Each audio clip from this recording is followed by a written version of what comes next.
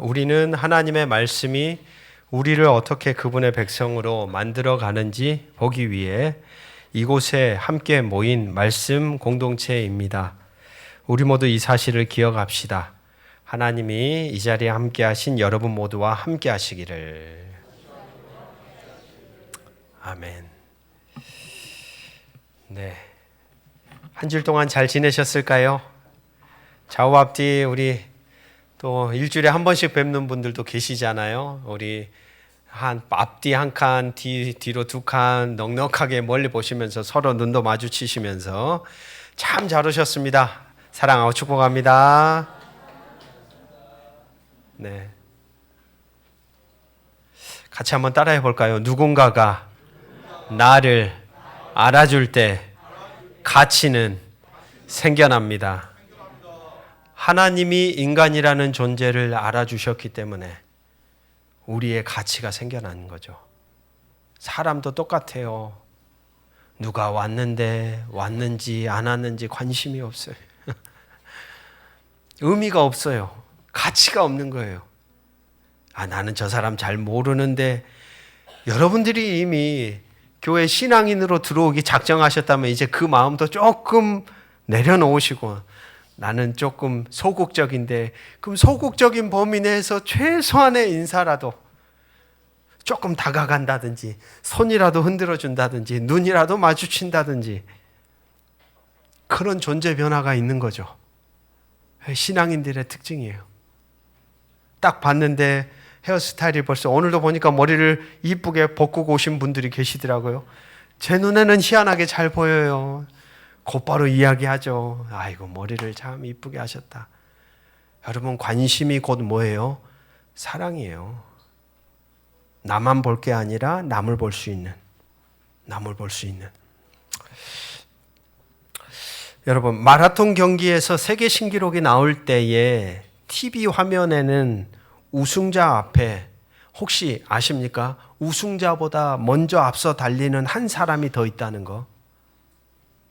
그 사람들의 그 역할에 대해서 페이스메이커라는 호칭을 붙이더라고요. 페이스메이커. 그러니까 보통 세계적인 경기 같은 경우는 이 사람들의 역할이 뭐냐면, 아마추어 경기에서는 이 페이스메이커들이 그 참여한 사람의 신기록을 올려주려고 앞서서 뜁니다. 가지고 끝까지 완주를 다 한대요. 그런데 세계적인 경기에서는 이 페이스메이커들이 끝까지 못 뛰어요. 언제까지 뛰냐? 30km 어반때까지. 그때까지 뒤에 들어오는 참가자, 이번에 1등을 만들어야 되는 이 사람을 페이스를 계속 조절해 주는 거예요. 그러니까 뒤에 이 1등을 하기 위해 작정한 이 사람은 누구만 보고 뛰어요? 그 사람만 보고 뛰는 거예요. 계속 30km까지는 쫙 끌어줘. 끌어주고 나서 그 다음은 이제 그 사람 몫인 거예요. 참 이 사람의 역할이 대단한 것 같다라는 생각이 들었습니다. 그의 목표는 우승이 아니죠. 그는 오직 주인공이 최고의 기록을 내도록 완벽한 속도를 유지해주고 바람의 저항을 앞에서 먼저 온몸으로 막아줍니다. 그리고 결승선이 보이기 시작할 때쯤 그는 조용히 트랙에서 사라져요. 한번 우리 같이 한번 표현해 볼까요? 와, 아름답다. 여러분, 아름답지 않으신가요? 스포트라이트는 우승자에게만 향하죠. 1등한 사람만 기억합니다. 사실 그의 숨은 헌신이 없었다면 그 1등은 나올 수가 없어요. 그의 성공은 자신이 아닌 다른 사람의 위대한 완주에 있다라는 사실. 그래서 이 페이스메이커라는 사람의 역할에 대해 설교를 준비하면서 알게 되면서, 그러면서 오늘 본문은, 우리에게 주어진 본문을 향해 시선을 딱 돌려보니까 오늘 본문에 누가 나옵니까? 다윗이라는 왕과 그의 아들 솔로몬에 대한 이야기가 나오죠. 오늘 우리가 만나는 다윗 왕이 제가 보기에는 바로 그 시대의 위대한 영적 페이스메이커처럼 보입니다. 이스라엘 역사상 가장 훌륭하고도 위대했던 왕이 아니던가요? 산전수전 다 겪으면서 하나님 앞에 살아가려고 했던 대단한 왕. 인생의 마지막 경주에서 여러분 그렇잖아요. 정점을 찍었을 때 모든 사람들은 자기들이 동경하는 그림이 있지 않습니까? 영광스러운 면류관을 쓰고 화려한 스포트라이트를 받으면서 내가 이 단추는 끼워야지. 그게 다윗에게는 뭐였어요? 성전이었어요. 하나님의 집을 내가 짓고 말겠다. 영토 확장도 하고 국력도 세졌고 이제는 딱 하나님의 집을 딱 끼워놓고 나는 뭐 해야 되겠다? 내려와야 되겠다. 그런데 그러했던 이 다윗이 기꺼이 그 주인공의 자리를 아들 솔로몬에게 내어주고 그의 사명을 위해 묵묵히 길을 닦는 디딤돌이 되기를 자처한다는 거죠. 왜 그는 화려한 결승선이 아니라 이름도 없어 보이는 조력자의 자리에 섰을까요? 오늘 여러분과 함께 나누고 싶은 질문입니다. 어떻게 그는 디딤돌의 영성을 가지고 그 자리에 서 있었을까? 첫 번째입니다. 같이 한번 따라해 볼까요? 결과가 아닌 과정. 첫 번째 디딤돌의 영성은 결과가 아닌 과정에 헌신하는 믿음입니다. 오늘 본문 7절 8절에서 다윗은 아들 솔로몬에게 자신이 성전을 짓지 못하는 이유를 담담하게 설명하죠. 전쟁에서 피를 많이 흘렸기 때문에 하나님이 허락하지 않으셨다는 겁니다. 평생의 꿈이 눈앞에서 좌절되었으니까 인간적으로 볼 때 얼마나 큰 실망이었을까요? 분명히 자기가 보기에는 지금 다 가능하거든요. 여러분, 가능하다고 생각하는데 하나님이 자꾸 뭐라 그래요? 너 거기까지. 여러분, 이와 비슷한 장면을 우리는 또 누구를 통해 보았어요? 모세를 통하여 또 보지 않습니까? 총기가 있었고 육체적인 힘이 다하지 않았는데 하나님이 야, 너 딱 거기까지야. 넌 산으로 올라와. 그리고 여호수아가 그 바톤을 받는 장면. 참 이럴 때가 어렵지 않을까요, 여러분? 능력이 없다면 인정할 것 같아요. 근데 분명히 나에게는 모든 게 다 있어요. 그런 측면에서 보자면 이 다윗 놀랐습니다. 그의 반응을 보십시오. 그는 포기하거나 불평하지 않습니다. 주어진 하나님의 결정, 자기가 서 있는 환경, 상황을 바꾸려고 하지 않아요. 하나님의 결정을 그대로 끌어안고 수용합니다. 오히려 그 자리에서 그가 취한 행동은 뭐냐면 그 안에서 의미와 가치를 찾으려고 애썼다는 거예요. 여러분, 우리는 간혹 그런 생각을 합니다. 좋은 믿음이란 하나님께 기도를 해서 탁월한 걸 가지고 뒤바꾸어내는 거, 엄청난 결과를 만들어내는 것을 우리는 간혹 좋은 믿음이라고 착각하는 경우들이 종종 있죠. 그러나 저는 오히려 오늘 다윗의 이러한 흔적을 통해 깨닫습니다. 뒤바꾸는 것이 하나님의 능력이 아니라 하나님의 뜻을 수용하는 마음, 하나님의 뜻을 받아들일 수 있는 마음, 바로 그것이 신앙의 참 능력이 아닐까. 어쩌면 오늘 우리는 이 부분에 있어서 참 서툰 사람들이 아닌가 하는 생각을 하게 되는 것이죠. 하나님의 결정 앞에 순복하며 오히려 5절에서 그는 이렇게 선언하고 있습니다. 여호와를 위하여 건축할 성전은 심히 웅장하여 만국의 명성과 영광이 있게 하여야 할지라. 그러므로 내가 이제 같이 한번 선포해 봅시다. 그것을 위하여 준비하리라. 그것을 위하여 준비하리라. 성전을 짓는 결과는 그는 얻지 못합니다. 하지만 성전이 지어지는 과정에 자신의 모든 것을 바치기로 결단합니다. 그의 기쁨은 내가 성전을 짓는 행위에 있는 것이 아니라 하나님의 집이 세워지는 과정 그 자체에 있었다는 거예요. 여러분, 우리의 인생에서 중요한 게 뭘까요? 제 주변에 있는 사람들, 교우들을 만나거나 또 다른 사람들, 가까이에 있는 사람들을 만나면서 요즘에 저희가 깨달은 부분은 뭐냐면 바로 이 관점입니다. 관점의 전환이에요. 이것이 너무 중요하다는 거예요. 인생의 여정에서. 아무리 봐도 내 자리에서 봤었을 때는 이 지금 현재 주어진 상황이 너무나도 절망스럽고 너무나도 원망스럽고 너무나도 말도 안 되는 거예요. 왜 나일까라는 질문이 있어요. 근데 신기한 거예요. 뭐냐면 그 자리에 서 있는 이 사람이 관점이 달라질 수 있다는 거예요. 그러니까 삶이 다르게 보이기 시작하는 거예요. 분명 환경과 상황은 그 사람을 짓밟고 그 사람을 족쇄처럼 얽어매고 그 사람을 절망의 자리에서 나오지 못하도록 딱 해서 여기에는 답이 없어라는 말이 나올 것 같은데 그 자리에 서 있는 이 사람이 그걸 다르게 보기 시작하는 거예요. 여러분 참 신기합니다. 인생은 그래서 신비로운 것 같아요. 어느 누가 보기에도 죽을 것 같은데 살아내는 거예요. 다른 자리에 서는 것, 관점의 전환이 있는 것. 여러분 이것이 어쩌면 신앙이 우리에게 주는 가장 큰 권세와 능력이 아닐까요?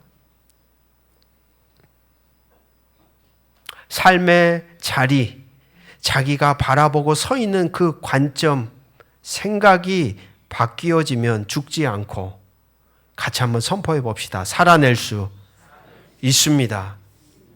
할렐루야. 분명 똑같아요. 달라진 게 없어요.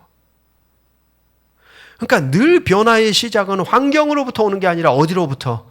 내 안에서부터 나와야 돼요. 내가 바라보던 눈이 띄어져야 돼요. 내가 듣지 못했던 걸 들어야 돼요.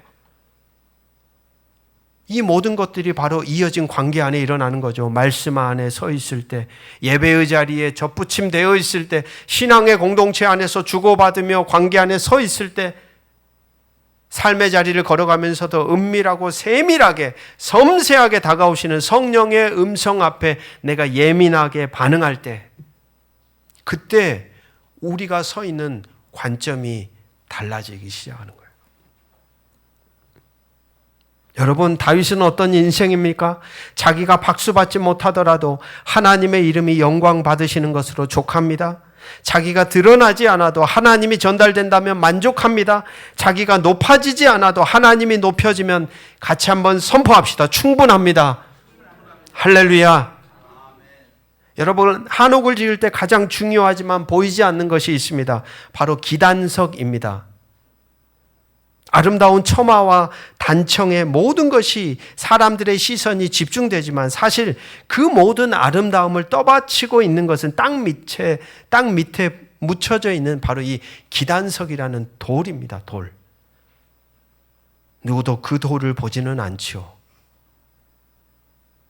하지만 그것이 없다면 우리의 눈앞에 서 있는 그 튼튼하고도 견고하고도 아름다운 한옥은 존재할 수가 없는 거예요. 다윗의 마음이 꼭 그와 같습니다. 그는 자신이 준비한 신앙의 재료들로 언젠가 하나님의 집이 세워지고 수많은 영혼이 그 안에서 기쁨을 누릴 것을 믿음으로 보았습니다. 그 한 장면을 위해 기꺼이 묵묵히 과정에 자신의 전부를 드렸던 사람이죠. 사랑하는 말씀의 동역자 여러분, 오늘 우리의 신앙생활은 어떻습니까? 우리의 이름이 드러나고 우리의 공로가 인정을 받아야만 기쁨을 느끼신가요? 거기에 노예가 되지 마십시오. 그것을 따라 끌려다니는 인생이 되지 마십시오, 여러분. 세상은 거기에 목매어 살아갑니다. 성경은 그것과는 다른 이야기를 오늘도 우리에게 들려주고 있는 것이죠. 다윗처럼 하나님의 나라가 세워지는 과정에 하나님의 통치가 일어나는 자리에 내가 손과 발을 다해 내 마음을 다해 참여하는 것으로 그걸로도 감사할 수 있고 그걸로도 기뻐할 수 있고 내가 그 과정에 동참하고 있음이 기쁨이 되는 사람들로 오늘 다윗의 흔적은 오늘 우리에게 말을 건네고 있는 것입니다. 두 번째입니다. 같이 한번 고백해 봅시다. 행위가 아닌 존재로 드리는. 두 번째 디딤돌의 영성은 행위가 아닌 존재로 드리는 헌신입니다. 14절에서 다윗은 자신이 준비한 어마어마한 재료들을 언급하며 충격적인 고백을 하지요. 그 고백은 뭐냐면 내가 환난 중에 여호와의 성전을 위하여 준비하였고 라는 바로 이 구절입니다. 환난, 자기의 가난 중에, 자기의 고통 중에 있었다라는 뜻이에요. 이 위대한 헌신은 그의 통치가 가장 평안했을 때가 아니라 수많은 시련을 겪는 환난의 때에 이루어졌다라는 사실이 충격적입니다. 우리가 속해 있는 이 한국교회의 역사가 바로 그러한 삶의 기초에 세워졌었죠. 일제강점기의 억압, 6.25의 전쟁의 잿더미 위에서 믿음의 선배들은 밥을 굶어가며 교회를 세우고 신앙의 공동체를 만들고 말씀 사경회를 하고 그 안에서 그들의 존재가 뒤바뀌어지고 그들이 내어놓은 헌신은 풍요 속의 나눔이 아니었습니다. 보릿고개가 있었던 그 척박한 세월의 시간들이었죠. 그러나 그들은 그 자리에서 다윗처럼 환난 중에 드렸던 눈물의 헌신을 하나님께 드렸던 사람들입니다. 그 기초 위에 한국 교회의 역사는 지금까지 이어져 왔던 것이죠. 사랑하는 교우 여러분, 환난 중에 있는 우리는 무엇으로 헌신할 수 있을까요? 다윗은 중요한 사실을 한 가지 우리에게 가르쳐 줍니다. 그 헌신이라 함은 우리가 무엇을 행하는가의 문제를 넘어서서 우리가 어떤 사람으로 존재하는가의 문제로 우리를 서게 합니다. 어떻게 존재하는가? 다윗이 드린 가장 위대한 준비물은 금이나 은이 아니었습니다. 그건 재료였을 뿐이죠. 그보다 더 중요한 게 무엇입니까? 환난 속에서도 하나님의 뜻을 붙들었던 그의 마음과 자세, 그 존재됨이었죠. 여러분, 절망의 자리에서 드리는 우리의 작은 순종이 우리의 헌신입니다. 모두가 원망할 때 말씀이 가르쳐준 정직을 선택하는 것, 관계가 깨진 고통 속에서도 용서하라는 명령에 순종하려 몸부림치는 것, 이것이 하나님이 찾으시는 환난 중에 헌신이 아닐까요? 이해할 수 없는 상황 속에 하나님을 신뢰하는 믿음의 자세가 우리의 헌신인 겁니다. 하나님 왜 저에게 이런 시련을 주십니까? 라는 탄식을 넘어서서 하나님 이 시련을 통해 제가 무엇을 깨닫기를 원하십니까? 라고 질문을 바꾸는 것, 바로 그 마음의 중심을 주님께서 가장 귀한 예물로 받으시는 거죠. 어떤 물질을 드리는 것이 예물이 아니라 우리의 존재가 하나님 앞에 어떤 상태로 서 있는가가 바로 그것 자체가 하나님께 드리는 귀한 헌신이며 예물인 겁니다. 결국 이 모든 것은 하나님과 동행하는 우리 존재 자체의 흔적으로 남습니다. 우리의 삶이 환난으로 상처 입었을지라도 그 흠집마다 예수를 믿는 믿음이 새겨져 있다면 우리 존재 자체가 하나님 나라를 위한 거룩한 준비가 될 것입니다. 일본에는 도자기 수선 기법으로 독특한 기법이 있습니다. 킨츠기라는 기법입니다. 혹시 들어보신 적이 있으실까요? 깨진 도자기의 파편들을 그 갈라진 틈을 금가루로 메우는 방식이라고 합니다. 금가루로. 깨어진 도자기 사이를 뭘로요? 금가루로. 그 기법에서는 그 깨어진 흔적을, 상처를 가리지 않습니다. 오히려 그 흠집과 균열의 자리를 금으로 정성껏 덮고 칠해서 도드라지게 합니다. 그래서 이 킨츠기 기법으로 되살아난 그릇은 깨지기 전보다 어떻게 될까요? 더 아름답고 고유한 멋을 지니는 기법입니다. 상처의 역사가 도리어 그 그릇에게는 가치를 높여주는 것이죠. 여러분, 우리의 삶도 이와 같다는 생각을 해봅니다. 하나님은 우리의 상처와 실패, 환난, 그 고통, 균열 속에서 하나님은 우리의 상처와 실패를 부끄러워하지 않습니다.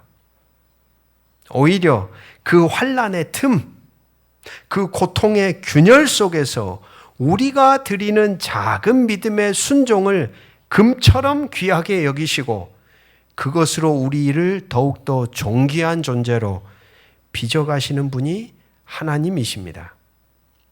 사랑하는 말씀의 동역자 여러분, 오늘 이 자리에 계신 분들 가운데, 여러분 가운데는 어떤 환난이 있습니까? 드릴 것이 없다고 낙심하지 마십시오. 바로 여러분들이 선 그 자리에서 드리는 여러분의 작은 순종, 하나님을 바라보며 그 관계 안에서 바르게 살아가려고 하는 애씀, 좌우로 내 존재를 뒤흔들면서 나를 흔들리게 하지만 내가 말씀을 굳건히 붙잡고 살아가야지라고 하는 여러분의 결단의 한 흔적 하나하나, 바로 그 자체가 하나님께 드리는 위대한 헌신이며 그 자체가 하나님께 드리는 예물임을 기억하시기를 주의 이름으로 축복합니다. 세 번째 마지막 디딤돌의 영성은 다른 이들을 위한 거룩한 헌신입니다. 다윗의 준비는 재료를 모으는데 그치지 않습니다. 그는 아들 솔로몬에게 사명을 위임하고 그가 사명을 감당하도록 간절히 축복하고 13절에서 이렇게 격려하죠. 강하고 담대하라, 두려워하지 말고 놀라지 말라. 여러분, 위대한 스승은 누구일까요? 진짜 위대한 스승은 자신을 뛰어넘는 제자를 키워내는 것을 최고의 영광으로 여깁니다. 그에게 진짜 걸작품은 그가 만든 물건이 아니라 그가 키워낸 사람이기 때문이겠죠. 다윗이 솔로몬을 위해 모든 것을 내어 주었듯이 하나님은 우리도 누군가의 솔로몬을 위한 디딤돌이 되기를 원하십니다.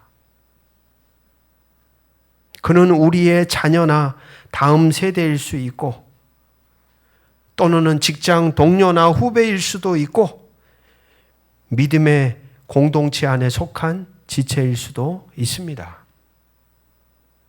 하나님은 바로 그 누군가를 위해 우리가 가진 지혜와 자원을 기꺼이 내어주는 디딤돌이 되기를 우리 모두에게 원하십니다.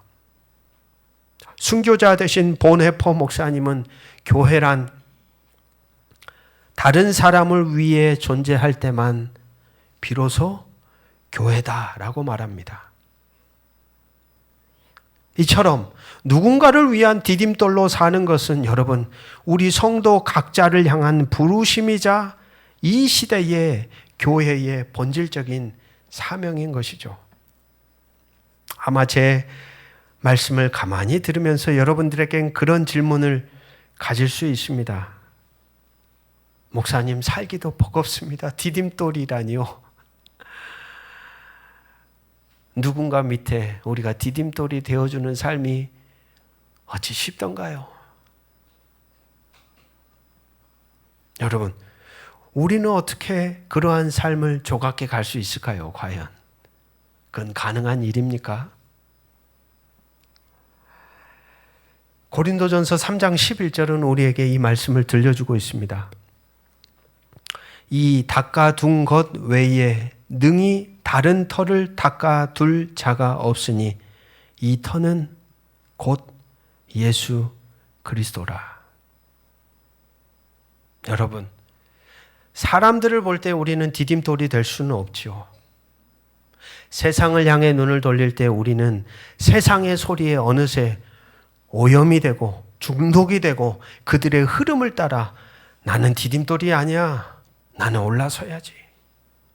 내가 짓밟힐 수 있어. 내가 밟고 올라서야지라는 소리가 수도 없이 들려오기 때문에 거기에 시선을 두고서는 어느 누구도 디딤돌과 같은 존재로 살아낼 수가 없습니다. 그리스도인들은 누구입니까?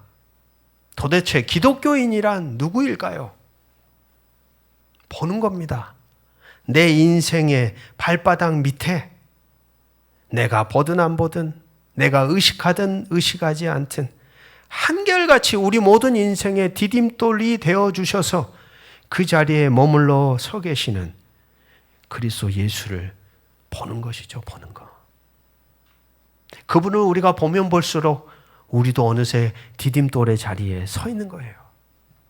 우리가 그분을 만나면 만날수록 우리는 그분을 닮아 우리도 디딤돌과 같은 인생으로 다윗처럼 그 자리에 설 수 있게 될 겁니다. 그분은 죄와 절망에 빠진 우리를 향해 늘 말씀합니다. 괜찮으니까 나를 딛고 다시 일어서.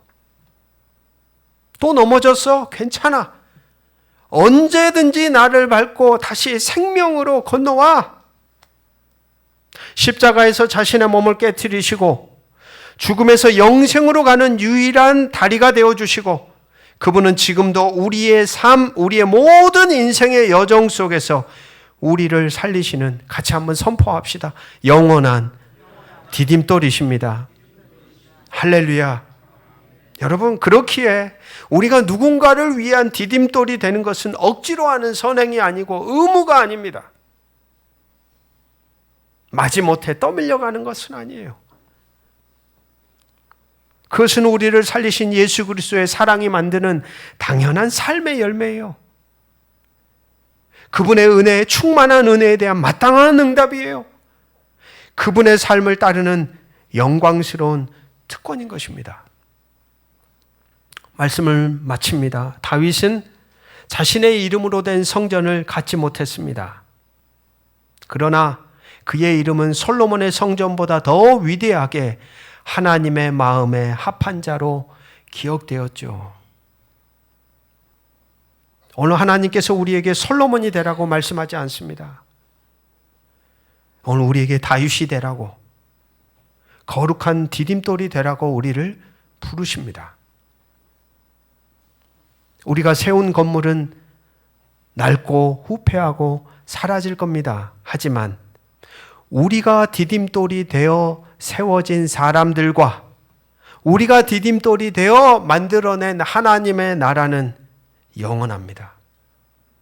가정에서, 그리고 직장에서, 그리고 교회 공동체와 이 대한민국 한복판에서 우리의 성공을 위한 주인공이 되기보다 누군가를 세우고 하나님의 나라를 준비하는 거룩한 디딤돌로 여러분에게 허락된 삶을 기꺼이 내어드리며 한 주간도 살아갑시다.